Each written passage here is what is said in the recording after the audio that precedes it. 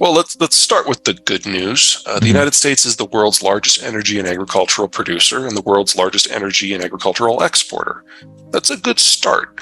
Also, our baby boomers did something that no one else's did, and they had kids. So say what you will about the millennials, they're here.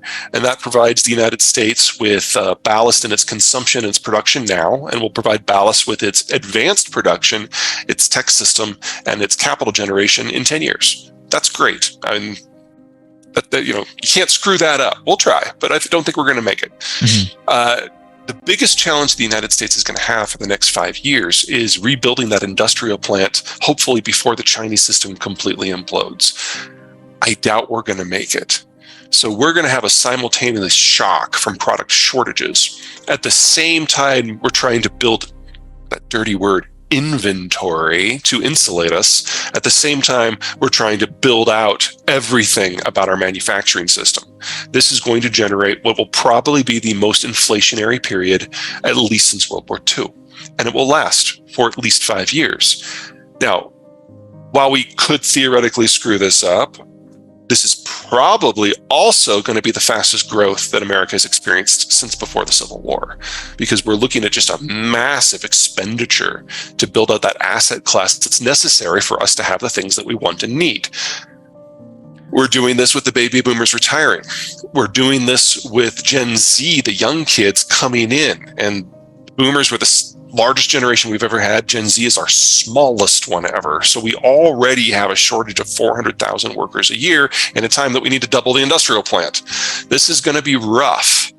But on the backside of this, we'll have a more stable supply chain system that is largely within North America and is subject to North America things.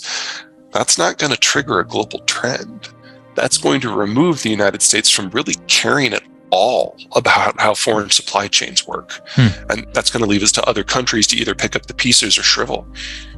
Overall, I think you're on point. We're going to have shortages in a number of products because of what the Russians are, because the Russian stuff is being removed from the system. Right. Former Soviet commodities being dumped on the global market since 1992 are one of the two biggest reasons why inflation has been so low for the last 30 years. And that's completely going away. So the oil situation is obviously huge. Natural gas for the Europeans and for fertilizer markets is huge. Fertilizer markets in general is a nightmare.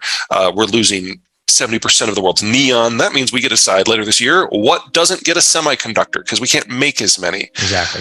On the gasoline question specifically, however, the U.S. president has the authority from the 2015 budget bill to summarily bar oil exports.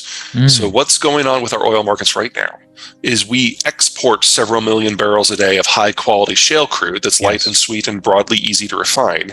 And we import a similar amount of heavy sludge, primarily from Canada, but not exclusively, that only the United States has the refineries that are sophisticated enough to turn into high-end product. And then we export some of that product as well.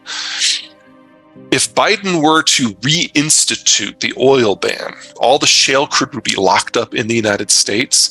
You'd have catastrophic energy prices globally, but you'd have rock bottom energy prices within the United States. Right. And we would have to go through a blitz of refining capacity expansion, because while Biden can bar exports of crude, he can't bar exports of any other energy product, including gasoline and diesel. So I can see an environment where the refiners bitch and moan and scream for a couple of years until they've built out like 4 or 5 million barrels a day of new capacity. And then all of a sudden they're like the fattest cats in the land, because they have imported crude, they have local crude, they have different blends that can turn into different products. And every single one of them is exportable to an energy market globally that is sky high. That is how you make $1 billion these years. Refining is not as hard as you think. We haven't built one since 1977, right? Right, but we have doubled the capacity of the ones we have. Every refinery, by definition, has a lot of standoff space, because when you work with petrochemicals, you don't want to be close to a housing unit. Right. So we have seen, especially in Texas, significant build-outs, and I can see new fractionating and distillation units being built at every single facility that can tap the shale market. That is largely Texas. And let me add something to your investment target: a fertilizer plant. Yes, absolutely. Yeah. Because we're looking at least prices. a 3-year shortage of everything. Yes. Oh God, there's so many. Let's start with cell phones. The two ecosystems for cell phones are either Korea-based or China-based with Korea-based with Android, China-based with Apple. Apple has put 90% of its sourcing in the PRC, and every time that something has happened that has made them, maybe think twice about that, they've decided to double down. So they are the most exposed company in the world to the China collapse. So if you don't get the next iPhone, you're probably not going to have an iPhone for several years. Korea is a little bit better, but they have a system that is sourced throughout the East Asian Rim. They are also China dependent, not to the same degree, but Korea is one of those fast aging countries, arguably one of the top 3 fastest aging in the world. It's unclear how long they can maintain that system without the Americans helping, and it's not clear that the Americans want to. Steel's an issue. The Russians are the world's largest exporter of pig iron. Now, Russia plus Ukraine are the largest. Some countries, most countries, your Indias, your Chinas, your Frances, your Germanys, they do all of it in their own country. So they import the iron ore, they turn it into an intermediate product in a blast furnace, then they finally refine it into more advanced products. It's all there. They see it as a national security issue. The United States is the world's best steel recycler. So almost 99% of the steel that we use goes through a second, third, fourth, fifth, and 17th use. But whenever we need something to be pretty, like cladding on an appliance or roof work or anything you see on the outside of a building, anything that's visible, you need virgin steel for that generally. And so we don't smelt iron ore. Hardly at all. We buy pig iron off the international market and then use it to make the pretty stuff. 2/3 of our supply comes from Russia and Ukraine. So that's one where the rest of the world is, I don't want to say okay, but they can deal, whereas we're probably going to have a problem. We're going to have some ugly buildings. And there's no way around that until you build a new steel facility, which we haven't done in quite some time. There's an argument that a lot of this is coming back. It will. But again, you don't build that industrial plant overnight. The one I'm most concerned about is fertilizer. Belarus plus Ukraine plus Russia is 40% of global phosphate. It takes 10 years to bring a phosphate mine online. The natural gas prices in Europe have gotten so high, they're not even making nitrogen fertilizer. We're expanding that here, but that takes 3 years. And then phosphate, we used to get the bulk of internationally traded phosphate from the Chinese, but the Chinese are having food security issues, and so they've banned all export. So we're looking at a breakdown in the supply system for all 3 fertilizers at the same time, and we should not expect it to get better in the next 2 years. So we're already seeing in more advanced countries a degree of crop switching, less corn, less soy, more hay, for crops that are less fertilizer intensive.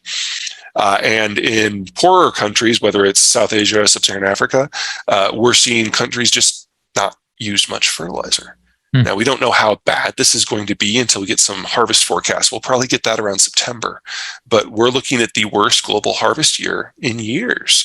And that is going to generate the start of a multi-year famine. There is no way to avoid it at this point. The war could end tomorrow, and it's already too late for this season.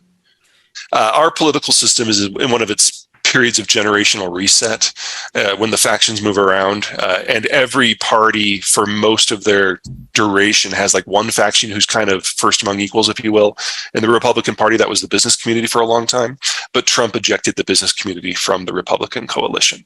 So we're not having that kind of coherent discussion of economic matters that we normally would expect to see within the Republican coalition. The business community might come back, they might switch to the Democrats, they might become swing voters, don't know. We're not to the point where we can have that discussion nationally and coherently yet.